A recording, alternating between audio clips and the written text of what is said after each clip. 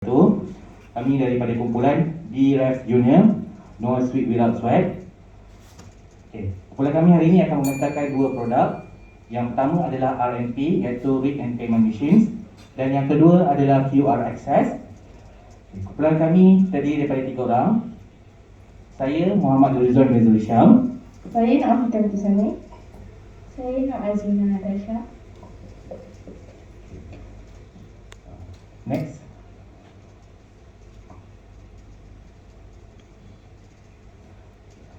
Untuk saya dulu, saya akan menerangkan maksud QR Access dan RNP Machines.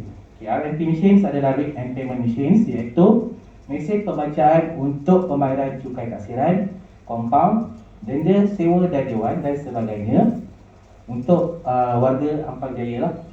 Dan QR Access adalah mesin penjanaan QR Code dan pengemas kinian butiran hak pemilik pemegang harta warga MPAJ. Next.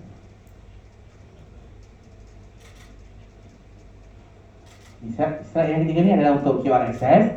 Okey, kenapa kita wujudkan mesin QR Access ni? Okey, kita wujudkan QR Access ni disebabkan kita tiada pengeluaran bil untuk penghapusan kepada warga MPAJ lah. Dan kenapa juga kita tak hantar bil tu? Disebabkan MPAJ ingin menyelaraskan dengan Smart Selangor dan wilayah persekutuan untuk ke arah digitalisasi. Okey, akibat daripada kita tak hantar bil tu untuk sebelum ni adalah disebabkan pendapatan kutipan hasil berkurang untuk MPAJ, dan yang kedua adalah tidak mencapai kualiti perkhidmatan, dan yang ketiga adalah peningkatan aduan yang terlalu tinggi terhadap Majlis Kebenaran Ampang-Jaya. Okey, impak untuk mesin QR Access ni adalah yang pertama, menjimatkan masa pelanggan untuk datang ke MPAJ. Yang kedua, meningkatkan kualiti perkhidmatan MPAJ. Yang ketiga adalah untuk meningkatkan imej Majlis Kebenaran Ampang-Jaya. Dan yang keempat, kita ingin meningkatkan kutipan hasil MPAJ. Okay, kalau para panel tengok, boleh lihat kat sini ada sebelum dan selepas untuk catahan dia. Okey, sebelum kita wujudkan mesin QR Access, banyak staf MPAJ ataupun pekerja MPAJ mendapat aduan yang terlalu tinggi. So, kita dapat panggilan telefon terlalu tinggi, warga pelanggan datang kepada MPAJ terlalu ramai. So mereka marah sebab apa tak dapat bil semua tu. So mereka marahlah dan datang MPAJ dan telefon setiap masa.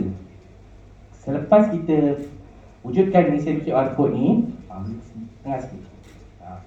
Selepas kita wujudkan mesin QR Code ni, so pelanggan boleh akses tu kepada mesin dan terus kepada mesin yang kedua, iaitu RNP Machines, dan terus boleh bayar lah. Okay, sekarang ni saya akan terangkan tentang produk QR Access, iaitu produk pengurusan lah. Okay, kalau anda boleh tengok, lepas sikit. Okay. Kalau anda boleh tengok, okay, dekat layar skrin ni ada dua. Satu menu adalah untuk cipta QR Code, dan menu yang kedua adalah kemas kini pinjam bilik.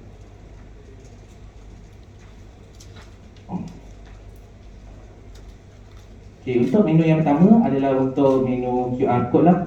Okay, bila public tu datang nak buat QR Code, so dia akan pilih menu yang pertama tadi, cipta QR Code. So public akan masukkan, yang pertama dia adalah nama dia, yang kedua adalah kad pengenalan, yang ketiga nombor telefon, dan terakhir adalah email dia lah. So selepas dia dah isi semua butiran pribadi ataupun butiran IC dia semua tu, dia tekan kepada butang cipta QR Code, dan mesin ni akan terus akses ataupun generate QR Code lah, yang ini seperti yang anda tengok.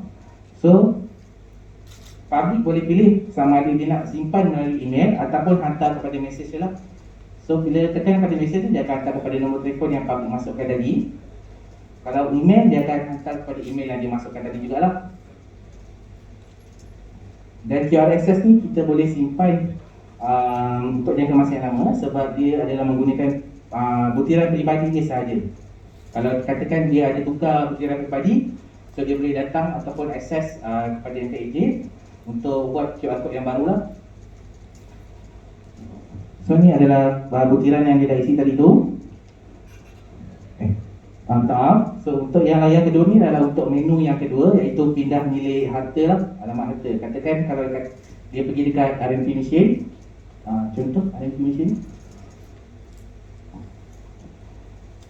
Okay, contoh public datang, dia akses kad pengenalan tapi tak boleh baca. Kiranya maksudnya dekat sini alamat harta tu adalah orang lain, ataupun nama ayah, atas nama ayah dia ke, atas nama pembeli yang lama ke. So tak keluar. So bila tak keluar, public tu boleh terus ke mesin QR access ni untuk buat menu yang kedua lah, iaitu pindah milik harta. So bila pindah milik harta tu, dia masukkan nama dia yang baru ataupun butiran peribadi dia yang baru lah. Dia masukkan nama, kad pengenalan, nombor telefon, alamat email dia, surat menyurat dan alamat harta. Okay, selepas dia dah isikan semua butiran peribadi, dia terus tekan scan di dokumen. Okay, di bawah mesin ini ada mesin scanner lah. Ada scanner, so dia masukkan sale and purchase agreement untuk scan. So dia masukkan kat sini, keluar di paparan. So kalau katakan ada 4, dia akan keluar 4 lah. Ada 4 paparan butiran untuk sale and purchase tadi lah.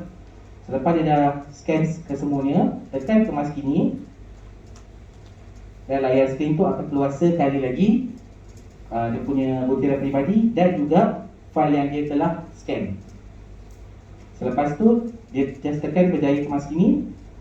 So butiran tu sudah ada di dalam sistem lah. Cuma di Jabatan Penilaian tinggal untuk approvekan sahaja kemas kini peribadi tu. Dan kemas peribadi tu dalam jangka masa 3 hari bekerja lah untuk approval. Itu saja untuk mesin QR access. Saya serahkan kepada sahabat saya, Nur Rafika Bekisani, untuk menerangkan tentang RMP machine, iaitu produk teknikal kami. Assalamualaikum. Terima kasih kepada sahabat saya, Izwan. Okey. Produk kedua kami adalah dari segi sudut, dari segi pengurusan daripada segi produk adalah untuk daripada teknikal. Okey. Next slide. Okey. Cerita sini idea kami menghasilkan produk RMP, iaitu Read and Payment Machine. Okey, Read and Payment Machine ni adalah daripada segi masalah yang kita sering hadapi lah, iaitu masalah yang kita hadapi adalah pelanggan tidak menerima bil. Sebab apa dia tak menerima bil? Sebabnya tiada pemeriksaan bil secara fizikal daripada MPAJ lagi, kerana MPAJ dah ke arah digitalisasi lah. Okey, akibat daripada misi MPAJ itu, MPAJ akan terima banyak aduan daripada pelanggan. Okey. Ya, kerana bila pelanggan tak dapat bil, dia akan maklumkan pada MPAJ yang dia tak dapat bil, macam mana dia nak bayar. Okey. Yang kedua adalah notis E bertambah. Notis E adalah denda cukai taksiran. Denda cukai taksiran tu maksudnya bila setiap 6 penggal sekali dia tak bayar, kita akan kenakan denda sebanyak RM20 lah. Okey, bila notis E bertambah dan tunggakan semakin bertambah, secara automatik kita akan pergi ke poin yang ketiga, iaitu pelanggan enggan membayar. Maksudnya pelanggan tidak akan bertanggungjawab untuk membayar cukai taksiran lah. Dia tidak bertanggungjawab untuk membayar pokok minima di dalam cukai taksiran. So semakin bertambahlah tunggakan dia. Okey. Apa yang kita tengok daripada sini adalah carta alih sebelum dan selepas. Sebelum tu adalah sebelum keadaan. Keadaan di mana RMP machine ni kita tak wujudkan lagi. Okey, keadaan yang biasa kita hadapi adalah pelanggan akan datang tanpa menerima sebarang bil, dan kemudian bila dia datang MPAJ, dia akan ambil nombor giliran lah. Okey, selepas dia ambil nombor giliran, dia akan berurusan di kaunter. Okey, yang kedua, keadaan yang selepas adalah pelanggan akan datang dan dia akan terus direct ke RMP machine ni lah. Okey, RMP machine ni, dan kemudian dia akan boleh buat pembayaran seperti melalui kad debit atau kredit. Okey, selepas tu dia boleh dia boleh dia akan mendapat receipt dan kemudian dia akan bilang okey, impak daripada kesan daripada produk yang kita hasilkan ini adalah dapat mengurangkan penggunaan kertas. Satu, kedua, kurangkan penggunaan kaunter bayaran, iaitu kita ke arah zone kaunter lah. Dan ketiga, jimat masa kepada pelanggan. Dan keempat adalah menggalakkan penggunaan. Okey, saya akan tunjukkan bagaimana untuk menggunakan tata cara penggunaan RMP machine.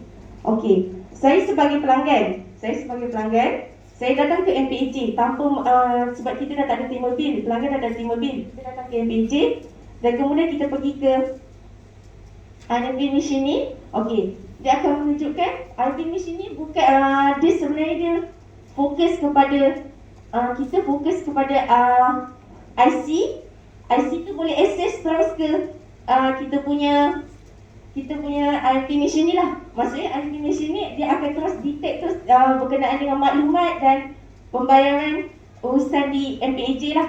Okey, sekiranya tak ada, kita boleh kemas kini pindaan maklumat. Okey, selain daripada dua benda ni juga, kita boleh buat pembayaran cukai taksiran. Tapi kat sini saya nak fokuskan kepada okey, maaf, daripada kita boleh bayar untuk pembayaran cukai tanah lah. Maksudnya akan link terus ke RMP machine ni lah. Dia akan detect terus ke cukai tanah lah. Okey, seterusnya.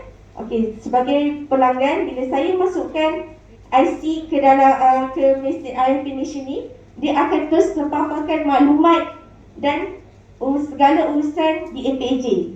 Okey, contohnya kat sini nama dia ada Ali bin Abdul Wahab dengan nombor IC. Okey, perkara dia adalah urusan dia ada cukai taksiran, kompaun, lesen, sewaan dan semua ni dia akan tunjukkan semua jumlah yang tunggakan semasa lah.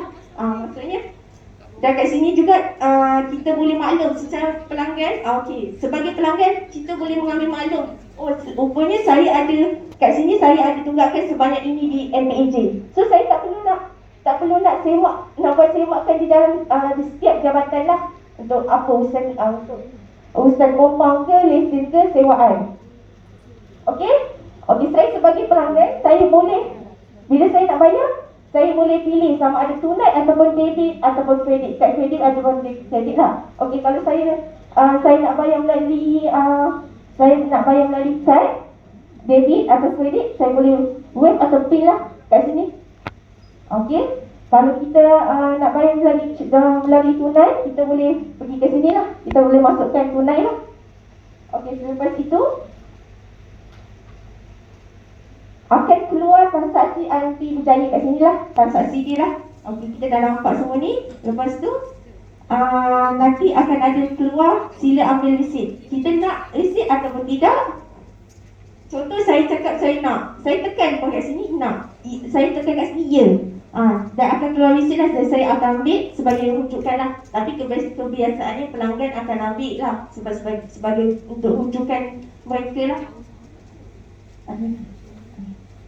Okey, selepas kita ambil resit ni, kita dah ambil resit ni, akan keluar pemberitahuan pelanggan. Sama ada kita nak simpan melalui via SMS ataupun via email. Kalau kita tekan via email, kita masukkan email kita lah. Okey, contoh kat sini ali_abdulwan_95@gmail.com. Kita tekan OK. Tekan OK, automatik benda ni akan tersimpan. Kita punya resit tadi pembayaran tu akan tersimpan terus ke email kita lah. So sebagai rujukan, selepas ini kita boleh tengok email kita ataupun mesej kita lah kalau kita minta SMS. Okey, kegunaan scanner ni pula adalah tertanya kepada sahabat saya tadi yang terangkan QR access tu. Kita boleh buat terus pembayaran melalui sini. Maksudnya kita tunjuk je scanner kat sini. Kita tunjuk je receipt tadi, QR code tadi kat sini, ke scanner ni. Okey, nanti dia akan paparkan teruslah maklumat seperti ini. Lagi mudah lah, maksudnya kita mengambil maklum lah. Segala urusan di MPAJ, segala pembayaran kita boleh buat lah di MPAJ. Okey, saya serahkan kepada kawan saya, Natasha, untuk kesimpulan dia.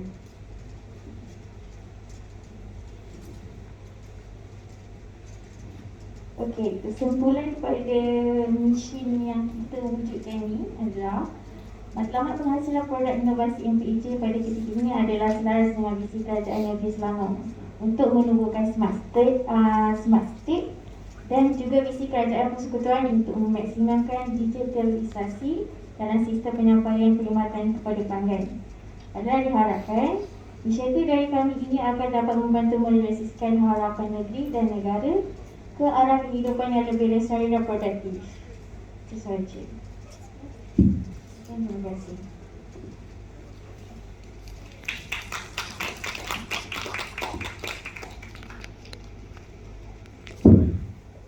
Okey, tahniah kepada kumpulan. Just sekadar nak bertanya untuk, mungkin saya bukan orang MPJ, saya nak tahu sikit lah ya. Okey, berkenaan dengan QR access tadi. Okey, anda kata pasal mesin kan? Betul, idea anda tu memang bagus. Idea memang bagus. Sebab saya dah nampak mesin ni dah ada dekat Subang Jaya. Maju-maju Subang Jaya. Saya pergi yang itu, saya pergi buat pembayaran menggunakan mesin tu. Dia tak payah bayar kaunter, bayar kat situ je. Okay. Mungkin dekat MPAJ belum ada mesin tu. Right? Tapi apabila anda mencetuskan idea, apabila anda membentangkan, sekurang-kurangnya mesin tu belum dibuat, tapi sekurang-kurangnya berapa anda expect satu mesin tu harga dia?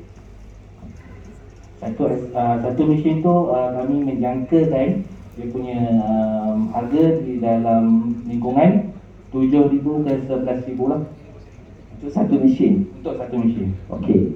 Data-data yang anda nak masukkan nanti tu, tadi kata ada compound, ada, itu nanti bahagian hasil akan masukkan ataupun jabatan-jabatan berkaitan yang akan masukkan?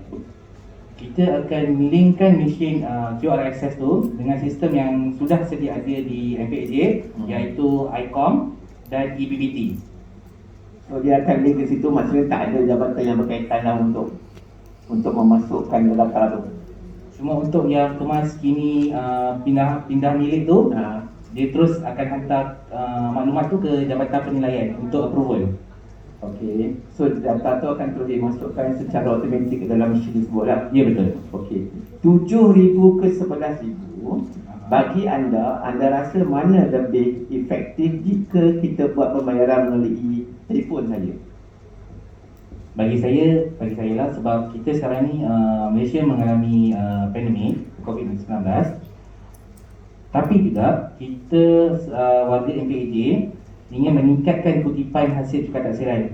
So why not kita menggunakan sedikit kos daripada kutipan kita tu untuk membeli dalam satu ataupun dua buah mesin QR access untuk kegunaan warga MPAJ supaya mereka senang. Sebab ada warga MPAJ ni, contoh kami highlightkan untuk warga emas lah. Sebab warga emas tak selalu menggunakan telefon. Memang ada warga emas yang menggunakan telefon, contoh macam Android, iPhone. Tapi ada juga yang memang mereka guna tapi dia tak boleh nak akses sepenuhnya. Contoh dia orang nak kena ada anak untuk tolong, ada kawan-kawan. So bila dia orang datang kepada MPAJ, so staff MPAJ sendiri akan datang ke QR access machine untuk tunjuk bagaimana nak buat QR code tu untuk buat pembayaran di RMP machine.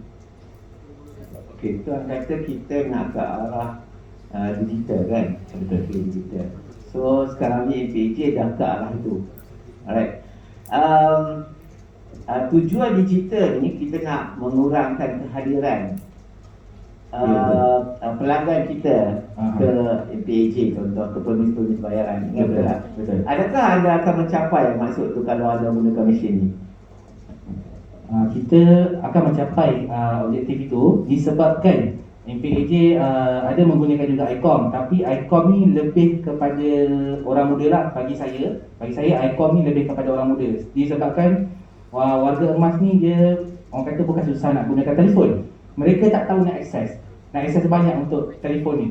So dan selalunya juga untuk daerah Ampang Jaya, warga-warga emas ni selalunya akan datang ke MPAJ untuk bayar sendiri ataupun berjumpa sendiri dengan staf MPAJ untuk dapat penerangan tentang pembayaran diorang, contoh macam cukai taksiran, compound dan sebagainya lah.